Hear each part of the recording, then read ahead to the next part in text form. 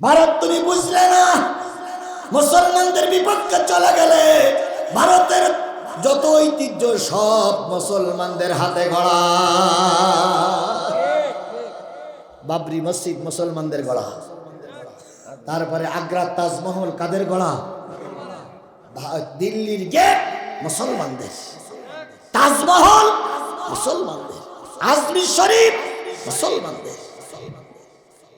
সব যদি ভেঙে দেওয়া, সব যদি গুড়িয়ে দাও, তাহলে কি শিবির লিঙ্গ দেখতে যাবে মানুষ? ধ্বংস হয়ে যাবে ভারত। কথা বলেন ঠিক না বেঠিক? আর আজ হোক কালো প্রস্তুতি নিয়ে আল্লাহ রসুল বলেছেন ভারতের সঙ্গে মুসলমানদের একটা যুদ্ধ হবে। সেই যুদ্ধে অনেক মুসলমান শহীদ হবে, সর্বশেষ ওই যুদ্ধে মুসলমানরা বিজয় অর্জন করবে, আর ভারত ভেঙে খান খান হবে। রসুলের সব ভবিষ্যৎবাণী যদি সত্য হয়ে থাকে, কোরআন শরীফ মাথায় করে নিয়ে বলতেছি এটাও সত্য, এটাও সত্য যে একদিন ভারত ভাগ হবে, সেদিন ওই ভারতে মুসলমানদের পতাকা উড়বে। আল্লাহ যেন সেইটা দেখার তৌফিক আমাদের দান করেন, সকলে মিলে বলুন আমিন। এই হিন্দুদের দেশ, এই শুকর খাওয়া দেশে বারাকাত আসলেন দাওয়াতি কাজ করার জন্য। এবার কাট কাটে দেখতে দেখতে 6 মাসের ভিতরে এখন আর খাদ্যের অভাব নাই, বাড়িতে চাউলের অভাব নাই, মাছ গোশের অভাব নাই। বুড়িও খুশি, মেয়েটাও খুশি, বারাকাতও খুশি। 1 বছর চলে গেছে। বারাকাতের বয়স এখন কত? 11। মেয়েটার বয়স এখন কত? 11। এভাবে করতে করতে আরো 1টা বছর চলে গেল। এই 12 বছরের মেয়ে, 12 বছরের বারাকাত, আর এই 50-60 বছরের বুড়ি সুখের সংসার। এর চাইতে সুখ আর কখনো হতে পারে না। হঠাৎ করে হাফেজ বারাকাত সকালবেলা চলে গেছে কাঠ কাটার জন্য। কাঠ কেটে বাজারে বিক্রি করে চাউল গোশত মাছ নিয়ে যখন বাড়ির গেটের ভিতরে ঢোকে, গেটের পাশে এসে শুনতেছে মেয়ের মা কাঁদতেছে, ভগবান সুখ বুঝি আমাদের কপালে সইল না। আল্লাহ তুমি সুখীর মুখ দেখেই তাই কেড়ে নিলে, সুখটা তুমি আমাদের দিলে না। বারাকাত একটু শব্দ করলেন, মেয়ের মা আলাদা হয়ে গেল। বারাকাত ঘরের ভিতরে যেয়ে দেখে মেয়ের চোখে পানি, মার চোখে পানি। বারাকাত হিন্দি ভাষা ততক্ষণে শিখে গেছে। বারাকাত ডাক দিয়ে বলে, মা আমি তোমাদের সংসারের হাল ধরেছি, এখন সংসারে সুখ এসেছে, এতে কি তোমরা সন্তুষ্ট না? মা বলতেছে, বাজানো কথা বলিস না, ভগবান আমাদের পর অসন্তুষ্ট হবে। মেয়েটা বলে, দাদা এরকম কথা বলবেন না, ভগবান অসন্তুষ্ট হয়ে যাবে। তাহলে কান্দ কেন? মেয়ে চোখের পানি মুছলো, মা চোখের পানি মুছে বলতেছে, বাজান রে, এত বড় বিপদ আমাদের সামনে এসেছে, যেই বিপদের মোকাবেলা করার মতন কেউ না। বারাকাত বললেন, মা কি বিপদ? কয়, তোর শুনে লাভ নেই, কারণ তুই আমি ক্ষুদ্র মানুষ, তোর শুনে কোনো উপকার হবে না। বারাকাত বলতে, মা একটু বলো না। কয়, রাষ্ট্রের একটা হুকুম জারি হয়েছে। কি হুকুম? মা বলতেছে, বাদান রে, আমরা যে দেশে যে রাজ্যে বসবাস করি, এই রাজ্যের একটা নিয়ম আছে। কয়, কি নিয়ম? কয়, প্রতি অমাবস্যার রাত্রিতে একটা যুবতী মেয়ে, তোরে যেখানে কুড়ি পেড়ে পেয়েছিলাম ওই জায়গায় একটা ঘর করা আছে, ওই ঘরের ভিতরে প্রতি অমাবস্যার রাত্রিতে একটা মেয়ে দিয়ে আসতে হয়, বধূ বরণ করে নিয়ে যেতে হয়। কানে দুল, নাকে ভুল, হাতে চুড়ি, গলায় সেন, নতুন পোশাক, নতুন কি বলে সুগন্ধি পরিয়ে, নতুন পোশাক পরিয়ে সম্পূর্ণ নববধূ বানিয়ে ওই ঘরের ভিতরে রেখে আসতে হয়। রাতের বেলায় কে বা কারা ওই ঘরের ভিতরে এসে ওই মহিলাটারে ব্যবহার করে, তারা নাকি জেন প্রকৃতির মানুষ, তারা নাকি জেন। এরা ওই মহিলাটার ব্যবহার করার পর 1 মাস আর দেশের কোনো অত্যাচার হয় না। পরবর্তী মাসে আর একটা যুবতী মেয়ে দিয়ে আসতে হয়। প্রতি বছরে 12টা মেয়ে ওই ঘরের ভিতরে দিয়ে আসতে হয়। রাতের অন্ধকারে ওরা যে সংখ্যায় কতজন আসে কেউ বলতে পারবে না। ওরা প্রথম নারীটারে ব্যবহার করে, নারী ওদের ব্যবহার সহ্য করতে না পেরে মারা যায়। মারা যাওয়ার পরে ওই দুষ্টু জেনেরা ওই নারীর বিভিন্ন জায়গার গোশতগুলো কামড়িয়ে কামড়িয়ে খেয়ে ফেলে। ওই নারীর চোখ তুলে নেয়, ওই নারীর কান কেটে খেয়ে ফেলে, ওই নারীর নাক কেটে খেয়ে ফেলে, ওই নারীর জিহ্বা কেটে নেয়, ওই নারীর লজ্জাস্থান ক্ষতবিক্ষত হয়ে যায়, ওই নারীর শরীরে কোনো গোশত থাকে না, কিছু হাড়কঙ্কাল থাকে। ওই হাড়কঙ্কালগুলো পরের দিন সরকার বাহাদুর নিয়ে আসে, আর সরকার বাহাদুর এনে ওই ওদের যে পোড়ানোর জায়গা আছে ওইখানে যেয়ে শ্মশানে যেয়ে শেষ পর্যন্ত পোড়াইয়ে ছাই করে দেয়।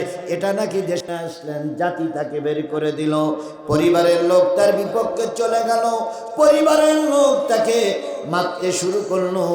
এলাকায় যখন রাস্তায় ঘুরে বেড়ায় প্রতিটা মানুষ তাকে ধিক্কার দেয়, তুই কেন কালেমা পড়তে গেলি, তুই কেন মুসলমান হলি, তুই কেন কালেমা পড়েছিস, তোর সমাজে দাম নেই। আবু হুরায়রা বাধ্য হয়ে নবীজির দরবারে চলে গেল। আহলে সুফার ভিতরে, আহলে সুফার ভিতরে সকল সময় কিছু মুসাফির থাকতো।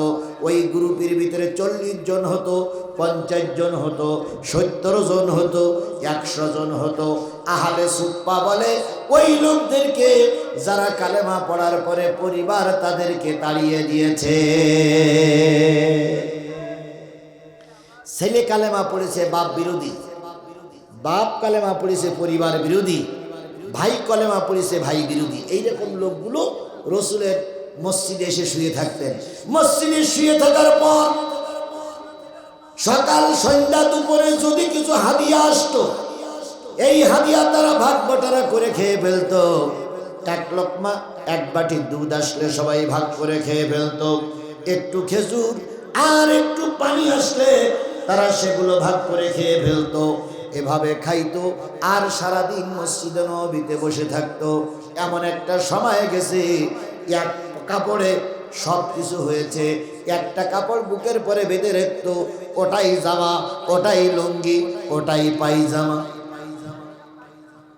কি এবার কি শোনা যাচ্ছে? শোনা যাচ্ছে? অসুবিধা হচ্ছে কাদের? এদিকার লোক শুনতে পাচ্ছেন, তবে ভালো বুঝতে পারতেছেন না, এটাই তো। এখন কি করা? যতটুকু বুঝতে পারে এতটুকু একটু ধৈর্য ধরুন।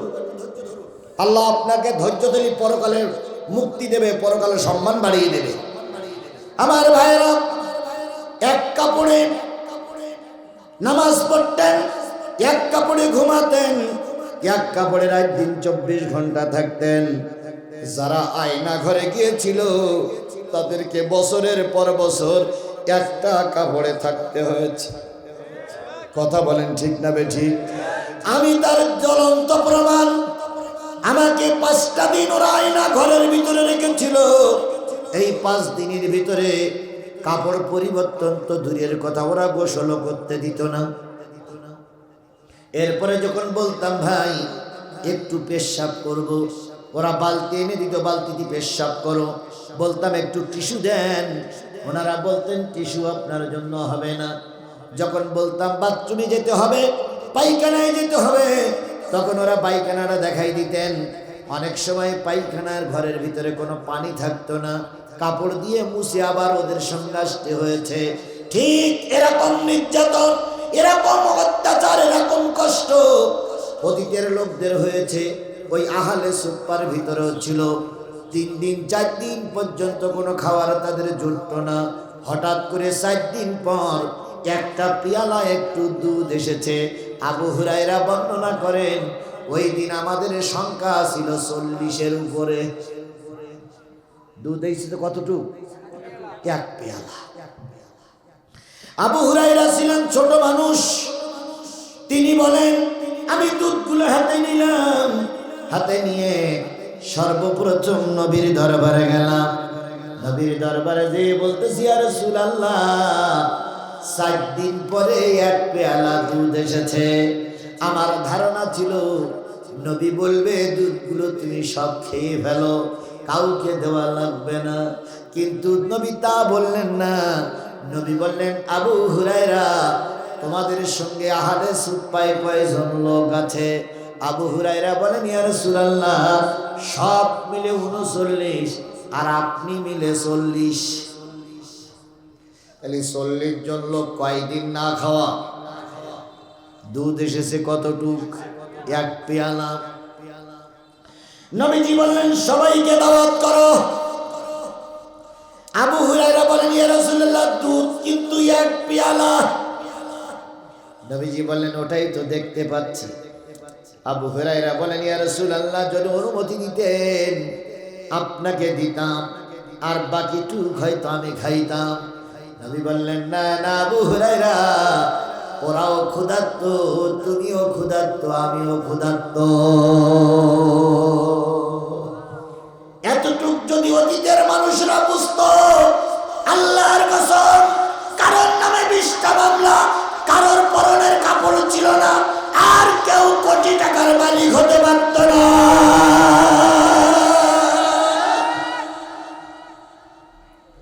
আবু হুরায়রা দুধের পেয়ালাটা রেখে সবাইকে নিয়ে বললেন, একটু দুধ এসেছে, রাসূল দাওয়াত করেছে। দুধগুলো রেখে নবীজি সবাইকে বসতে বললেন।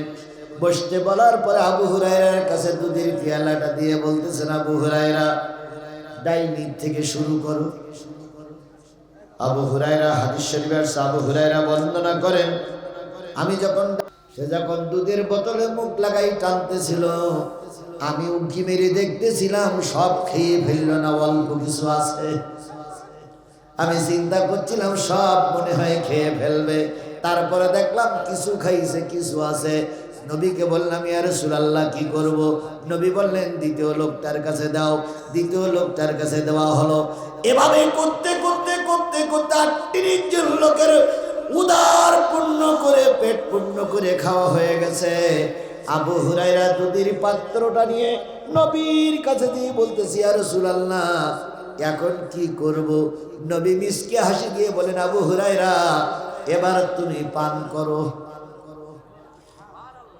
হযরত আবু হুরায়রা বলেন, আমি চিন্তা করছিলাম সব যদি আমি খেয়ে ফেলি, নবীর ভাগে হয়তো কিছু থাকবে না, তাই কিছুটা খাইলাম, আর কিছুটা নবীর কাছে দিয়ে বললাম, ইয়া রাসূলুল্লাহ, এবার আপনি খান। নবী বলেন, আবু হুরায়রা, তুমি ছোট মানুষ, আবার খাও। আবু হুরায়রা বলেন, আমি আবার পান করলাম। নবীজি বলেন, আবু হুরায়রা, আবার খাও। 3বার পান করার পরে নবী যখন বলেন, আবু হুরায়রা, আবার খাও, আমি আবু হুরায়রা আল্লাহর নামে কসম দিয়ে বললাম, ইয়া রাসূলুল্লাহ, আমার পেটে আর এক টুকটাও জায়গা নাই যেখানে সামান্য পরিমাণ দুধ ঢুকানো যায়।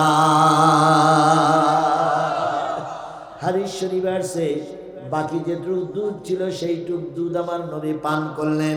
পান করার পরে আল্লাহ নবী বললেন, ওয়া আলা রাব্বিহিম ইয়াতাওয়াক্কালুন।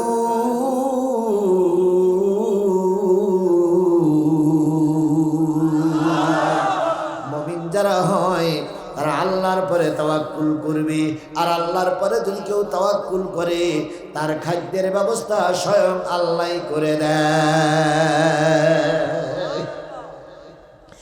আল্লাযীনা ইউকিমুনাস সালাতা ওয়া মিম্মা রাযাকনাহুম ইনফিকুন।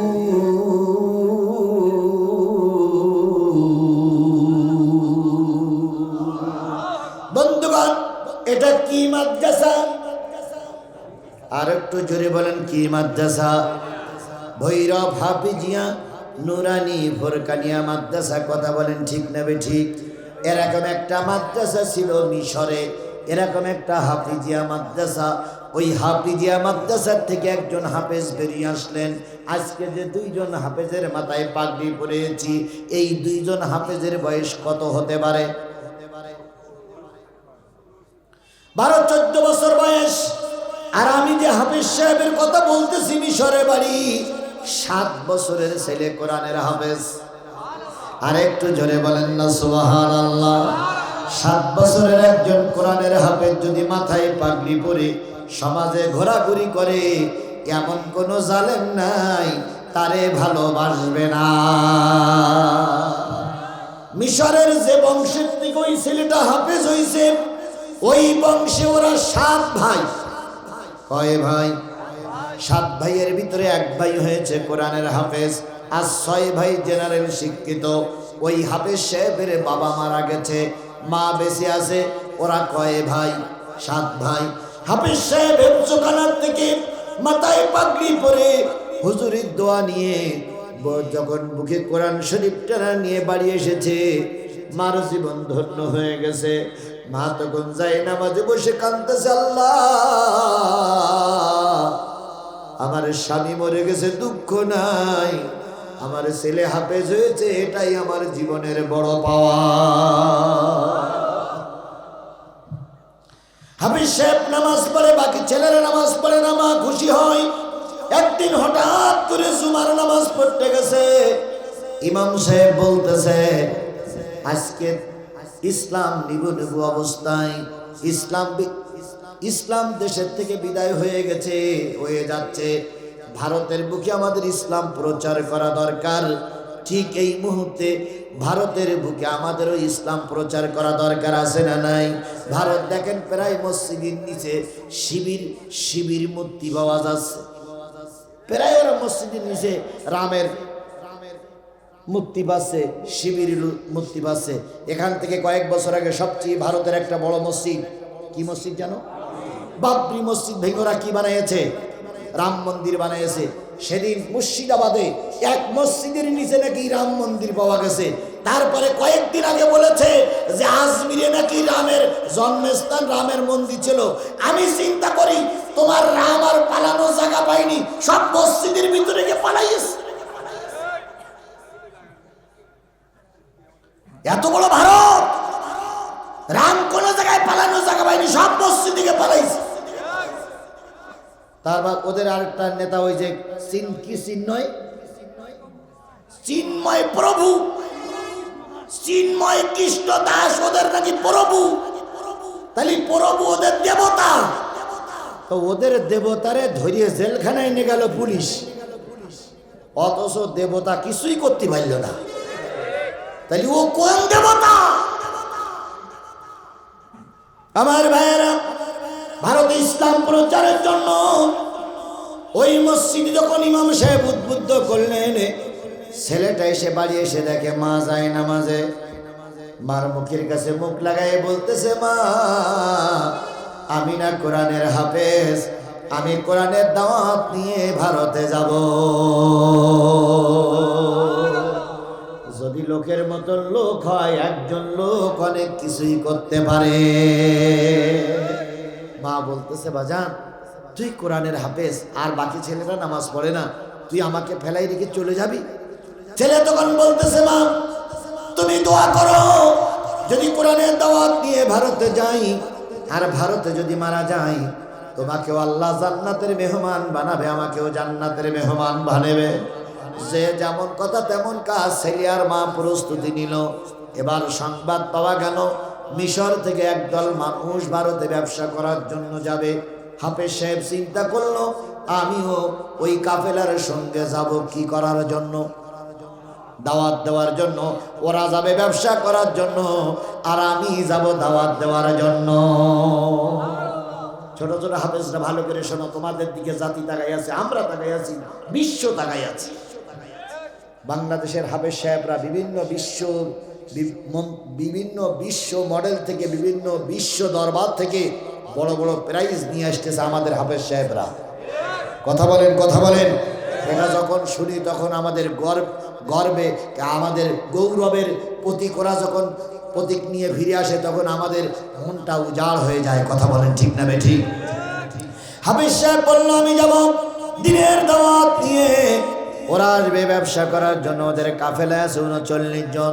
হাফেজ সাহেব ওদের কাফেলায় যখন যোগ দিতে চাইল, তখন ওদের কাফেলায় লোক হয়েছে কয়জন? 19 জন আসবে কি করার জন্য? ব্যবসা করার জন্য। আরে একজন আসবে কিসের দাওয়াত নিয়ে? আল্লাহর কোরআনের দাওয়াত নিয়ে।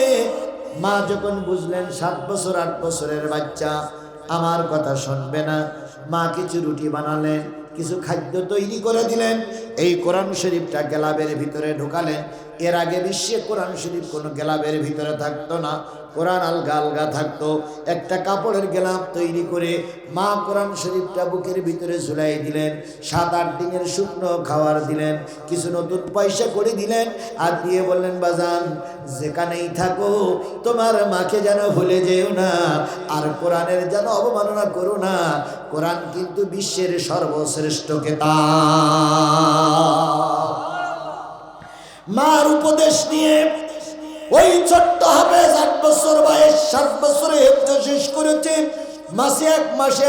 মাঝখানে 1 বছর চলে গেছে।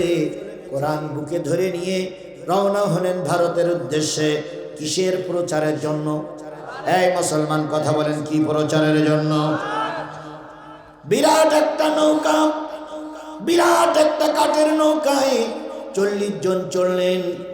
নৌকা মিশরের স্থলবন্দর থেকে চালু হয়ে গেল। 1 দিন গেল, 2 দিন গেল, 3 দিন গেল, 4 দিন গেল, 5 দিনের রাতে এখনো ভারতে পৌঁছাতে পারেন নাই। ভারত সাগরের পরে যখন আসলো, তখন দেখা গেল বিরাট একটা সুনামি, বিরাট একটা প্রলয়কারী ঘূর্ণিঝড়। ওই ঘূর্ণিঝড়ে রাতের অন্ধকারে ওদের 40 জন বহনকারী নৌকাটা সম্পূর্ণ উল্টে গেছে। 40 জন মানুষ ভারত সাগরে ডুবে গেল। যখন ভারত সাগরে ডুবে যায়, ওই হাফেজ সাহেবটা কোরআন বুকের থেকে নিয়ে উঁচু করে বলতেছে, মালিক, ও আমার রব, ও আমার আল্লাহ, ওরা ডুবে গেলে তোমার ইসলাম ডুববে না, কিন্তু আমি যদি ডুবে যাই তোমার কোরআন ভারতে পৌঁছাবে না। অমুসলিমদের কাছে দাওয়াত দেওয়ার সাথে তুমি আমাকে হেফাজত করো। ওই ছেলেটার নাম ছিল বারাকাত। কি বললাম? বারাকাত। ওই ছেলেটার কান্না মালিক কিভাবে শুনেছিল না মালিকের ব্যাপার। হাফেজ বারাকাত বলেন, নৌকাটা ডুবে গেল। কিছুক্ষণ পরে মাথা উঁচু করলাম, নৌকার লোকজনও নাই, আমিও, আমার কাছে যে কোরআন শরীফ ছিল সেটাও নাই, এরপরে আমার যে সাথীরা ছিল সেটাও নাই, আমার কাছে যে খাদ্যগুলো ছিল সেটাও নাই। আমি হাফেজ বারাকাত হাবুডুবু খাইতেছি, খাইতে খাইতে কোথায় যাব কুল কিনারা পাই না। আমার 39 জন লোক সব হারায় গেছে, নৌকাটা তলে গেছে, কোরআন শরীফটা গলার থেকে ছাড়ায় গেছে। কিছুক্ষণ আমি হাবুডুবু খেতে খেতে, লবণাক্ত পানি খেতে খেতে এক পর্যায়ে বুঝলাম আমার হাতের কাছে বিরাট একটা কাঠের গুটুরি, কাঠের গুটি, বিরাট একটা কাঠের গুটুরি, বিরাট একটা কাঠের অংশ আমার হাতের কাছে ভাসতেছে। কে যেন বলতেছে, বারাকাত রে, ওই কাঠের গুড়ির পরে চড়ে বয়, আল্লাহ তোর কাঙ্ক্ষিত জায়গায় পৌঁছে দেবি। বিপদে পড়লি সাহায্য করে কে? আর একটু জোরে বলেন কে? উল্লাপাড়ায় এরকম বিপদ আল্লাহ আমারও ফেলাইছিল। এই এমপির আগের এমপি সাহেব ছিলেন শফি সাহেব ছিলেন। উনি একবার আমার পর আক্রমণ করেছিলেন।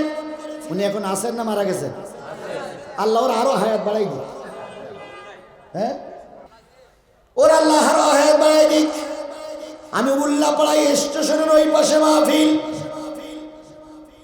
আমি মাহফিল করে নামলাম, উনিও আমার পিছনে পিছনে নামল। ওনার টার্গেট আমারে ধরবে, মারবে, হত্যা করবে। এরপরে আমি আসতেছি, ওনার গাড়ি আমার পিছনে পিছনে, আমার গাড়িও পিছনে, আমার গাড়ি সামনে, আমার ড্রাইভার। আর আমি চিন্তা করেছিলাম আজকে মারাই যাব, কারণ ওর সঙ্গে একটা পুলিশের গাড়ি আছে আর ওনার দল বল আছে।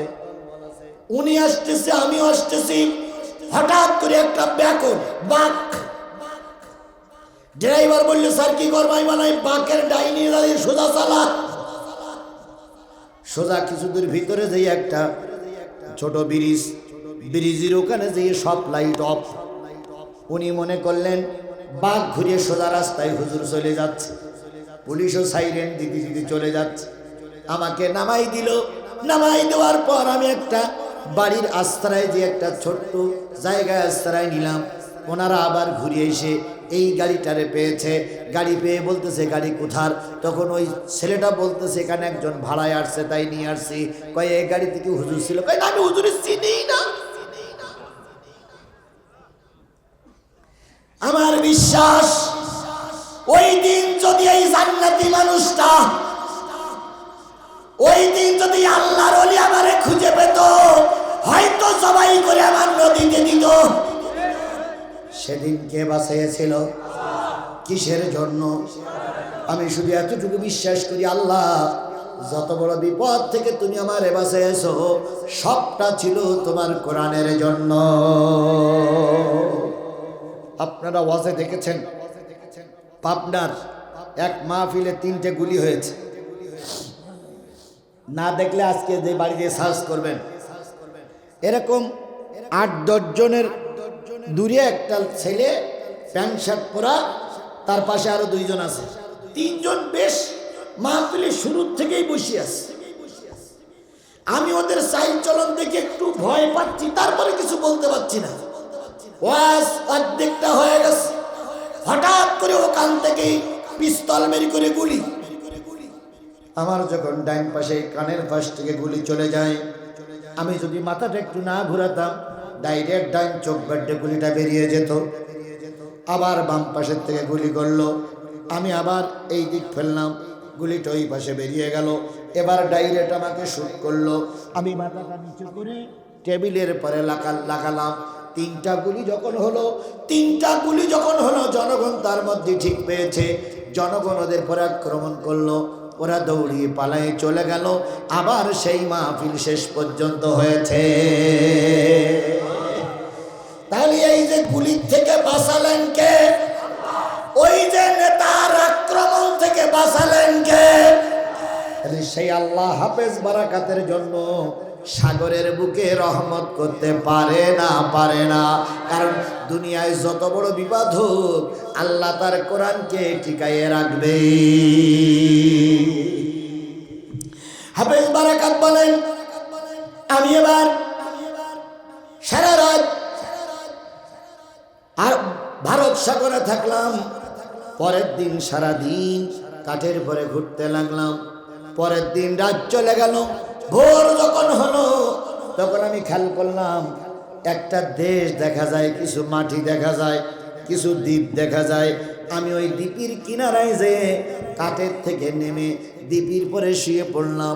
আমার পরনে তখন কাপড় ছিল না, সব ওই সাগরে চলে গেছে। আমি সম্পূর্ণ উলাঙ্গ। হাফেজ বারাকাত বলেন, পরনে আমার কাপড় নাই, 3 দিন কোনো খাবার নাই, কোরআন শরীফ আমার কাছে নাই, কিচ্ছু নাই। আমি একা একা দ্বীপের পরে শুয়ে পড়লাম। ওই দ্বীপটার ভিতরে ছিল একজন মহিলা। ওই মহিলা প্রতিদিন কাঠ কাটতে যায় দ্বীপের পাড় দিয়ে। হঠাৎ করে তাকাই দেখে সূর্যর কিনারার আলো, সূর্যর আলো পড়েছে, আর একটা ফুটফুটে চাঁদের মতন সন্তান দ্বীপের পরে শুয়ে আছে। মহিলাটা তার দুপুরের খাওয়ার কাঠ কাটা যন্ত্র, কাঠ বেঁধে নেওয়া দড়ি এক পাশে রেখে আস্তে আস্তে করে নদীর চরে যেয়ে, নদীর কিনারায় যেয়ে বাচ্চাটারে উঁচু করে দেখে আল্লাহর বান্দা এখনো বেঁচে আছে। ওই মহিলা বাচ্চাটারে বুকের ভিতরে জড়াই ধরে বলতেছে, ও ভগবানের সৃষ্টি জীব মানুষ, তোমার চেহারা দেখে মনে হয় তুমি কোনো ভদ্র ঘরের লোক, তোমার চেহারাটা বড় সুন্দর। আপনারা যারা হজে গেছেন, যেয়ে দেখেছেন, যারা হজ করতে আসে, মিশরের মানুষ আর ফিলিস্তিনের মানুষের চেহারাগুলো দেখতে খুবই সুন্দর। ভাই যে কোনো গেছে মাইকের আওয়াজ শুনতে পাইনি, এখন তো আপনার আওয়াজ শুনতে পাচ্ছেন। তাহলে 3টে লোক উঠে চলে যাচ্ছে কেন? এরা কি কোরআনের শত্রু? আগে যেগুলো গেছে দাবি করিনি, কারণ আগে মাইকের আওয়াজ শোনা যাচ্ছিল না, এই জন্য ওনারা চলে গেছে। তবে মাইকের আওয়াজ যদি এখন শোনা যায়, ফিরে আসলে কোরআন খুশি হবে, ফিরে আসলে আল্লাহ খুশি হবে, ফিরে আসলে মাদ্রাসা খুশি হবে, ফিরে আসলে রসুল খুশি হবে। আর যদি ফিরে না আসো তাহলে শয়তান জিতে গেল। যে লোকগুলো চলে গেছে ওই লোকগুলো যাওয়ার থেকে শয়তান খুশি হয়েছে না? শয়তান এখন আনন্দ করতেছে আর বলতেছে কিছুটা হলে তো কিছু লোক বের করে দিছে। খালি শয়তানের খুশি করে যাব না আল্লাহর খুশি করে যাব? জোরে বলেন, কারে খুশি করে যাব? আমি হেফজখানার জন্য কথা বলছি, হেফজখানার জন্য কৌশলে কিছু টাকা আদায় করেছি, সবটা তো হেফজখানা। একটা টাকাও কি এখান থেকে নিয়ে আমি পকেটে ঢুকাইছি? সব টাকা কিসে দিয়েছি? হেফজখানায় দিয়েছি। তাহলে যা করেছি এই কোরআনের জন্য করেছি। আপনারা যারা বসে আছেন কোরআনের জন্য, এর ওসিলায় করে আল্লাহ আপনাদের মাফ করে দেবে। বন্ধুগণ, এগুলো সব রেখে দেন, পরে পড়ি দোয়া করবেন ইনশাল্লাহ। এখন যদি আরো পড়তে যাই তাহলে ওয়াজই হবে না, রেখে দেন। আমার ভাইয়েরা, হাফেজ বারাকাত বুড়ি যখন তুলল, বুড়ি আর কাটতে গেল না। পানির ভিতরে রুটিগুলো নরম করে করে বারাকাতের ভিতরে, গালের ভিতরে দিল। বারাকাত রুটিটা খেয়ে একটু সুস্থ হয়েছে। 8 বছরের 9 বছর, 8 বছরের ছেলে, মাঝখানের একটু বয়স বেশি হয়ে গেছে, ধরে নিলাম 9 বছর। 9 বছরের একটা ছেলে ন্যাংটা, মা এটা সহ্য করতে পারে না। তাই মা কোমরের ওড়নাটা খুলে ওই বাচ্চার কোমরে পরানো। কিছুক্ষণ পর রুটি আর পানি খেয়ে ওই বাচ্চা আকাশের দিকে তাকায় বলতেছে, আল্লাহ ইয়া উম্মু ইয়া উম্মু ইয়া উম্মু। ওই নারীটা বুঝলো এটা মুসলমান। আর ইয়া উম্মু মানে কি? হে আমার মা, হে আমার মা, হে আমার মা, আমি মহাবিপদে পড়েছি। ওই নারী বাচ্চারা নিয়ে বাড়ি গেল। বাড়ি যাওয়ার পরে ওই ঘরের ভিতরে 9 বছর ওই নারীর একটা মেয়ে ছিল। ওই মেয়ে আর মা হলো ওই ঘরে বসবাস করে। বাইরের থেকে হিন্দি ভাষায় ডেকে বলতেছে, ও আমার মা, ও আমার মেয়ে, বেরিয়ে আয়, ভগবান রহমত করে তোর একটা ভাই তো আমাদের জন্য বাজেট করে দিয়েছে।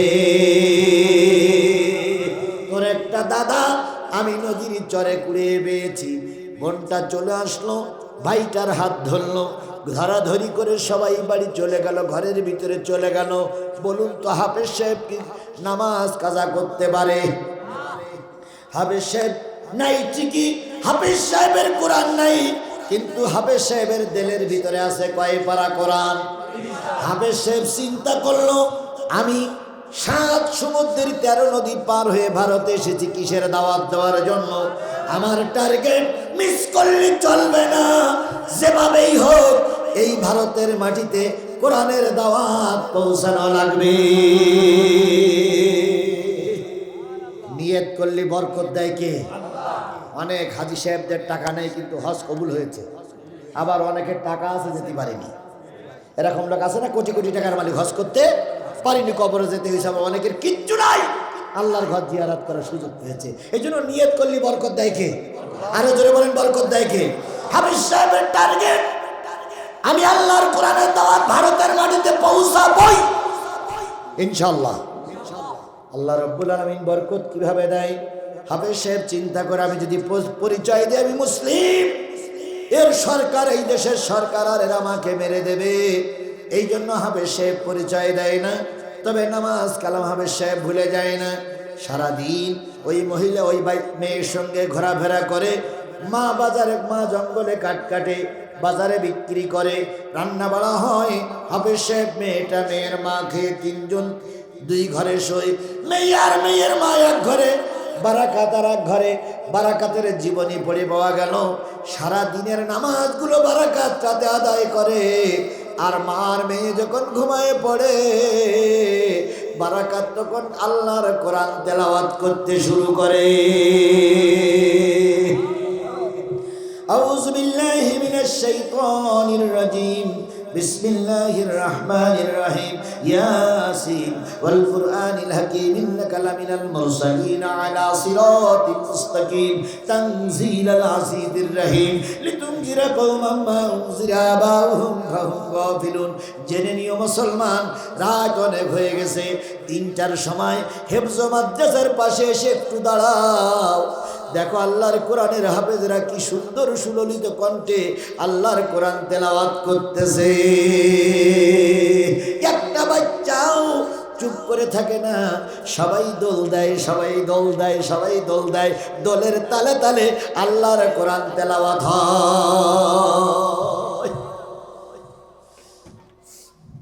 হাফেজ বারাকাত তেলাওয়াত করে।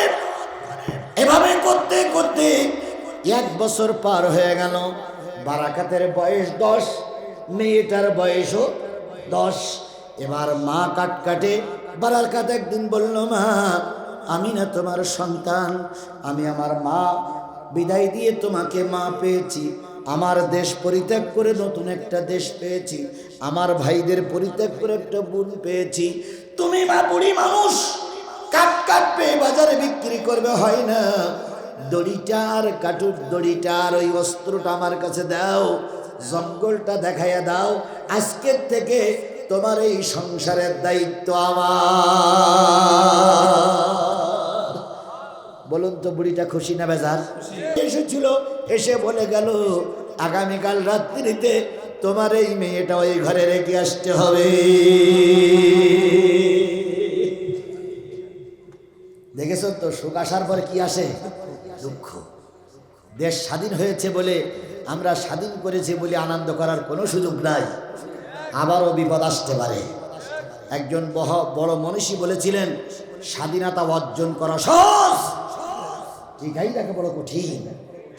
এখন আমাদের দেশের স্বাধীনতা টিকাই রাখা বড় কঠিন হয়ে দাঁড়াইছে। কথা বলেন ঠিক না বেঠিক? এমনি তো ডক্টর মোহাম্মদ ইউনূস একজন অরাজনৈতিক ব্যক্তিত্ব, এ তো রাজনীতি বোঝেই না। তারপরে তারা আশেপাশে যে আমলারা আছে প্রায় সব ভারতের দালাল। ইসকনের সদস্য মনীষা একজন ইসকনের মহিলা কর্মী গতকালকে ধরা পড়িয়ে অজ্ঞাত কারণে আজকে সে জামিনে মুক্তি পেয়েছে। এইরকম যদি চলতে থাকে দেশে আর একটা ভয়াবহ অবস্থা আমাদের সামনে আসতেছে। মোকাবেলা করার জন্য সবাইকে প্রস্তুত থাকতে হবে।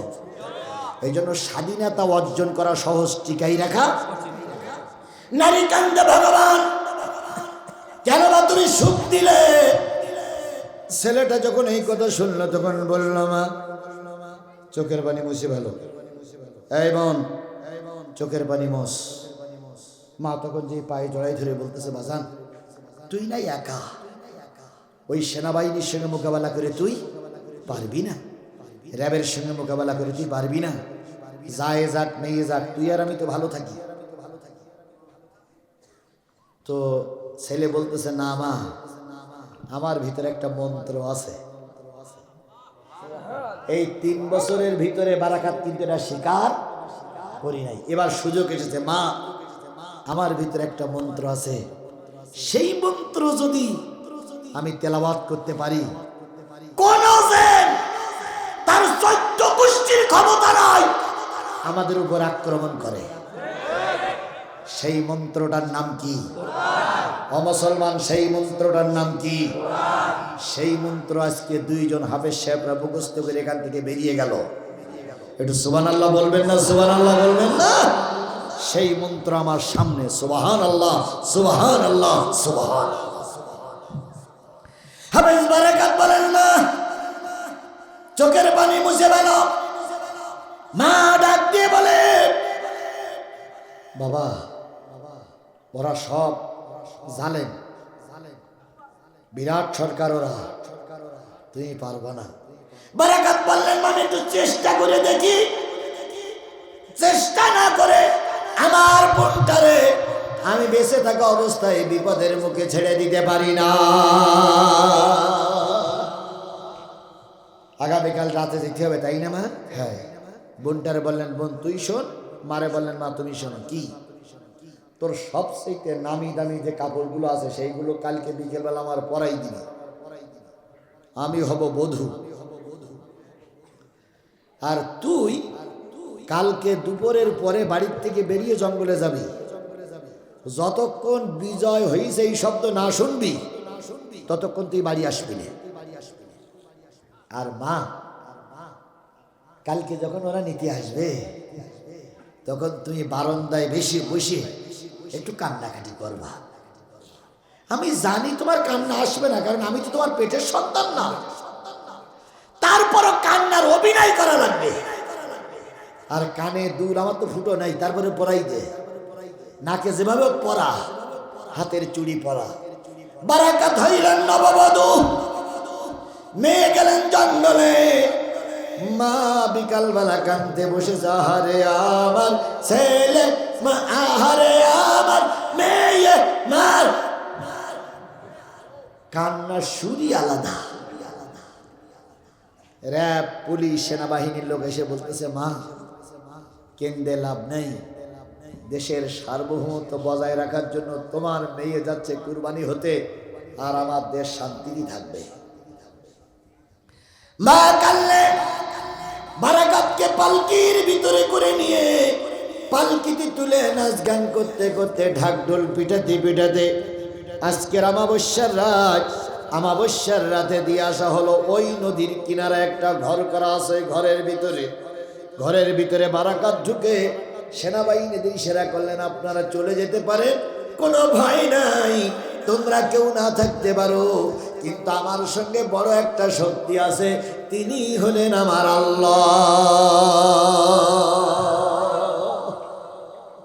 বাংলার দামাল ছেলেরা, বাংলার কলেজ পড়ুয়া ছেলেরা, সেই আল্লাহ এখন আছে না নাই? সেই আল্লাহ এখন আছে না নাই? তোমাদের কোনো ক্ষমতা ছিল না এই ব্যক্তির বাচ্চা দালানের, যদি আল্লাহ রহমত না করত। যে আল্লাহ রহমত করে এই জালেমদের হাত থেকে দেশটারে হেফাজত করেছে, সেই আল্লাহ আজও আছে না নাই? আর একবার যদি ময়দানে নামতে হয়, প্রস্তুত থাকো। তবুও ভারতের কাছে আমাদের দেশের আমাদের দেশের এই অবস্থা বিক্রি করে দেওয়া হবে না। কথা বলেন ঠিক না বেটি? ভারতকে 1 ইঞ্চি জায়গা আমরা ছেড়ে দেব না। ভারত বলতেছে চট্টগ্রাম দখল করবে, এসে দেখো। চট্টগ্রাম কারোর বাবার পৈতৃক সম্পদ নয়। কথা বলেন ঠিক না বেটি? এটা আমার স্বাধীন সার্বভৌম দেশের একটা অংশ। চট্টগ্রামে যদি হিন্দুরা আক্রমণ করে, আমরা এখান থেকে লং মার্চ করে চট্টগ্রামে যাব, তবু ভারতের কোন সৈন্যকে 1 ইঞ্চি জায়গা দখল করতে দেওয়া হবে না, হবে না, হবে না।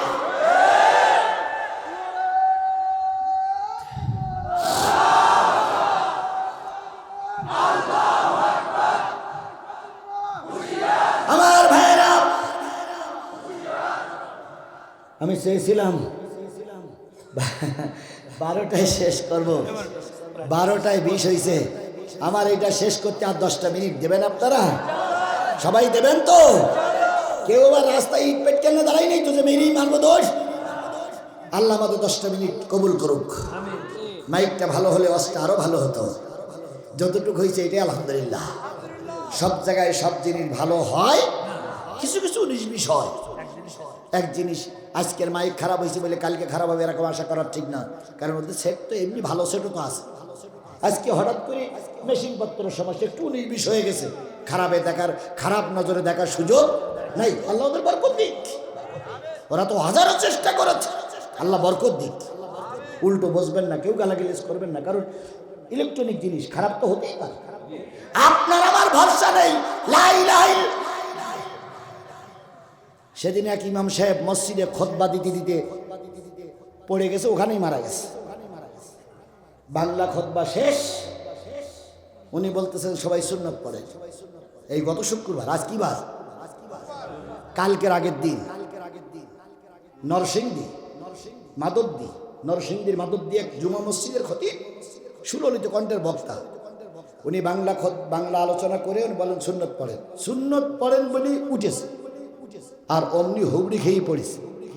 তা পড়িয়েছে, তা ওখানে পড়েই মৃত্যু। তাহলে ওনার মৃত্যুটা কত ভালো মৃত্যু ভাই! একটা ইমাম সাহেবের জীবনের 1 সেকেন্ড গ্যারান্টি নেই, ওর মাইক ভালো হতে পারে, খারাপও হতে পারে। উল্টো বসবেন না, ওর ব্যবসাটারে ধ্বংস করেন না, ওর ব্যবসা আল্লাহ বরকত দিক। আমরা দোয়া করেছি মাইক ভালো হয়ে গেছে, আল্লাহ তোমার ব্যবসায় বরকত দিক। আমরা তোমার শত্রু নয়, তবে খেয়াল করবা যাতে করে ভালো হয়, আল্লাহ বরকত দিক। ও আমার অনেক পুরাতন বন্ধু, এটা আমার অনেক পুরাতন শাগরেদ, আসলেই ভালো মন্দ জিজ্ঞেস করে, আল্লাহর বরকত দিক। আমিন। বন্ধুগণ, যে জিনিসটা বোঝাতে চাচ্ছিলাম সেটা হলো হাফেজ বারাকাতের ব্যাপারে কথা বলতেছিলাম। বারাকাত বলেন, বউ বসে রেখে পৌঁছাই দেওয়া হলো। সেনাবাহিনীরে বিদায় দিলেন। রাত ওরা চলে আসলো। রাত অনেক হয়ে গেল। বারাকাত অপেক্ষায় ছিলেন কখন দুষ্টু জেনেরা আসবে। রাত গভীর হয়ে গেছে, অবশ্যই অন্ধকার। হঠাৎ করে দেখা গেল সাগরের বুকে একটা প্রজ্বলিত আগুন জ্বলতেছে। বারাকাত চিন্তা করলেন এই বুঝি জেনে এসে গেল।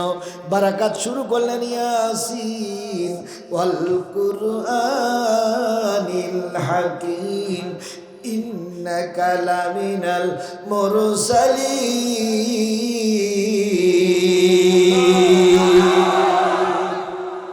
আগুন থেমে গেল। খানিকক্ষণ পরে আবার দেখা গেল ঘরের চারিপাশে আগুন জ্বলতেছে। তার মানে জেন এখন ঘরের চারিপাশে। হাফেজ বারাকাত সূরা জেন তেলাওয়াত করতে শুরু করেন। আলহামদুলিল্লাহ। জেনেরা ঢুকতে না পেরে জেন চলে গেল। কখন জানি ফজরের আজান হয়ে গেল। হাফেজ বারাকাত তখন কোরআন শরীফের বুরুজ পড়তেছিলেন। والسماء ذات البروج واليوم الموعود।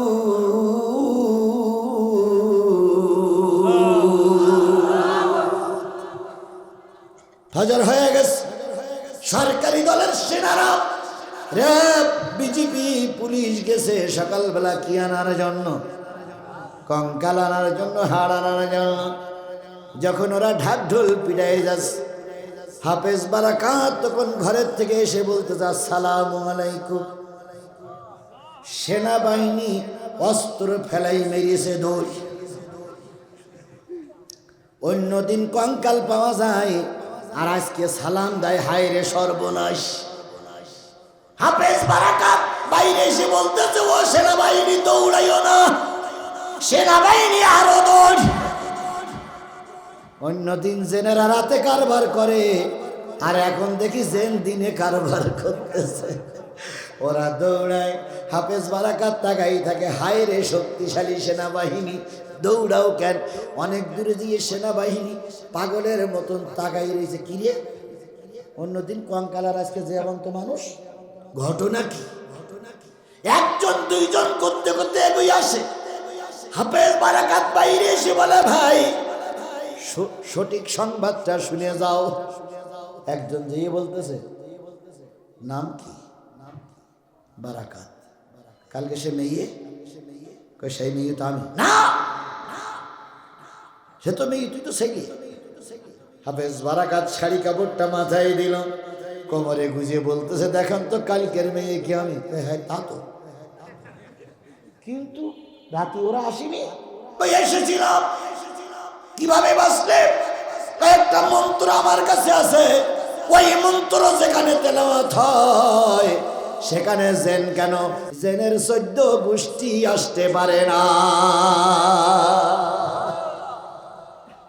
সেনাবাহিনীর প্রধান, বিজিবির প্রধান, ওই সময়ে যারা শান্তি শৃঙ্খলায় নিয়ে জিতেছিল এই বাহিনী, পালকির পরে করে নিয়ে নাচতে নাচতে রাজদরবারে গিয়ে হাজির। জাহাপানা, বড় বিপদ থেকে আমার দেশটারে এই ছেলেটা হেফাজত করেছে। সুবহানাল্লাহ বলেন। সরকার বাহাদুর বলল, ওরে যুবক, আমি আমার ক্ষমতার বলে, আমি আমার অস্ত্রের বলে, আমি আমার লোকজনের বলে, ভারত এত বড় একটা অংশ, আমি আমার ক্ষমতার বলে কোন নারীর সতীত্ব রক্ষা করতে পারিনি। তুই কোন মন্ত্র বলে এই নারীর সতীত্ব রক্ষা করেছিস? সেই মন্ত্রটা আমাকে একটু পড়িয়ে শোনা, যাতে করে দেশের মানুষকে আমি অন্তত নিরাপত্তা দিতে পারে। হাফেজ বারাকাত বললেন রাষ্ট্রপতি, হাফেজ বারাকাত বললেন রাষ্ট্রনায়ক, ও আল্লাহর গোলাম, আমার ভিতরে আছে কোরআন, এই কোরআন পড়লে জেন আর ক্ষতি করতে পারবে না, আর আমি যদি বেঁচে থাকি কোনো জেনের হাতে আর নারীদের তুলে দেওয়া হবে না। যদি বড় বিপদ এসে যায় এই কোরআন দিয়ে তার মোকাবেলা করা হবে। রাষ্ট্রপতি বলতেছে, বাজান রে তুই আমার বুকে আয়, অস্ত্র দিয়ে মোকাবেলা করতে পারিনি, বোম ফুটেই মোকাবেলা করতে পারিনি, তারপরে লোকজন দিয়ে সেনাবাহিনী দিয়ে মোকাবেলা করতে পারিনি, তুই যে মোকাবেলা করেছিস এই জন্য তুই আমার হৃদয়ের স্পন্দন আমার বুকের ভিতরে জড়িয়ে আয়। আর তুই যে মন্ত্র পড়ে এই জেন্দার হাত থেকে আমার যুবতী মেয়েদের হেফাজত করেছিস সেই মন্ত্রটা একটু আমার একটু পড়ে শোনা। এবার হাফেজ বারাকাত বললেন, আল্লাহ এই তো সুযোগ। হাফেজ বারাকাত বললেন, ও রাষ্ট্রপতি, এই মন্ত্র পড়তে গেলে কলেমাওয়ালা হওয়া লাগবে।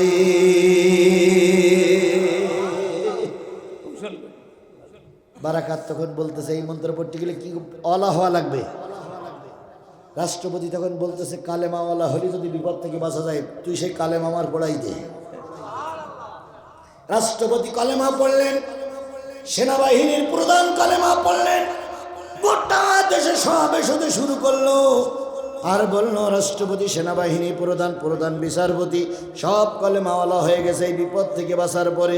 এইবার ওই এলাকার যেখানে যাই সেখানের লোকজন দলে দলে কালেমা পড়ে মুসলমান হয়ে যায়।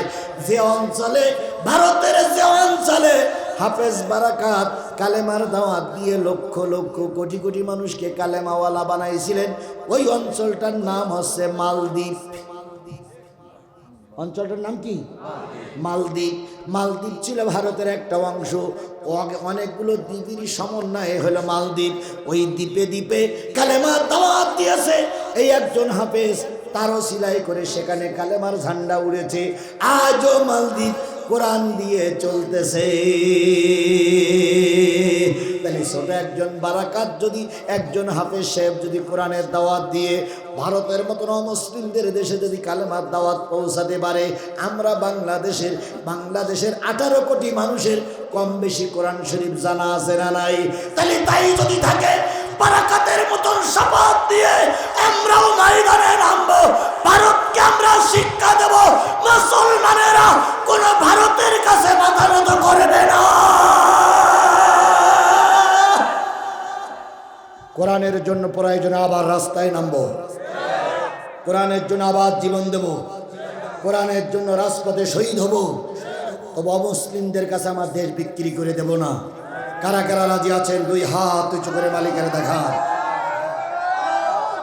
আল্লাহ আমাদের এই হাতগুলোরে কবুল করে নিক, মৃত্যুর আগ পর্যন্ত কোরআনের পক্ষে থাকার তৌফিক দান করুক।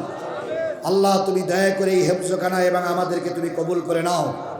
এক বারাকাত যদি কোরআনের দাওয়াত দিয়ে ভারতে ইসলাম প্রচার করতে পারে, আমরা হাজারো বারাকাত নয়, লক্ষ বারাকাত নয়, কোটি কোটি বারাকাত বাংলাদেশে আছে, আমরা সবাই সংঘবদ্ধভাবে এই ভারতদের মোকাবেলা করব। তবু কোরআনের শত্রুর কাছে আমরা মাথা নত করব। আল্লাহ এই শপথের পরে আমাদের টিকে থাকার তৌফিক দান করুক। বন্ধুগণ, রাত একটু বেশি হয়ে গেল মনে হয়। সূরা ফাতিহা ইখলাস শরীফ পড়ি, এখনই দোয়া, এখনই দোয়া, এখনই দোয়া। বিসমিল্লাহির রহমানির রহিম। আর কারোর কোনো কথা? আচ্ছা জি, সালাম বিনিময়। এখন কিন্তু লোক চলে যাবে। সূরা ফাতিহা ইখলাস পড়েন ভাই, দোয়া হবে, দোয়া হবে ভাই, দোয়া হবে, দোয়া না করে যাব না। বিসমিল্লাহির রহমানির রহিম। আলহামদুলিল্লাহি রাব্বিল আলামিন, আররহমানির রহিম, মালিকি ইয়াউমিদ্দিন, ইয়্যাকা না'বুদু ওয়া ইয়্যাকা নাস্তাঈন, ইহদিনাস সিরাতাল মুস্তাকিম। এতগুলো বিসমিল্লাহির রহমানির রহিম। আজকে এই জালসার মহিলা প্যান্ডেল, সভাপতি মহিলা প্যান্ডেল থেকে আসছে 1980 টাকা। প্রধান বক্তা মহিলা আরো সম্মানিত মুসল্লিগণ এবং জামাতের দুর্গাড়া ইউনিয়নের সভাপতি এবং সামনে আমার মুসল্লিগণ, পর্দার আড়ালের মা ও বোনেরা, সবাইকে আমার সালাম, আসসালামু আলাইকুম। এখানে প্রধান অতিথির, প্রধান বক্তার সামনে কথা বলা ঠিক না, তারপরেও 2টা কথা বলছি, আপনাদের ভুল হলে ক্ষমা করবেন। আমি দুর্গাড় ইউনিয়নে 16 সালে থানের সিস্টেম নির্বাচন করেছিলাম এবং সামনে তৌফিক দিলে এবং আপনাদের দোয়ায় আল্লাহ তৌফিক দিলে আবার নিয়ত করেছি, যদি আল্লাহ পাক আমাদেরকে বাঁচিয়ে রাখে তাহলে সামনে আবার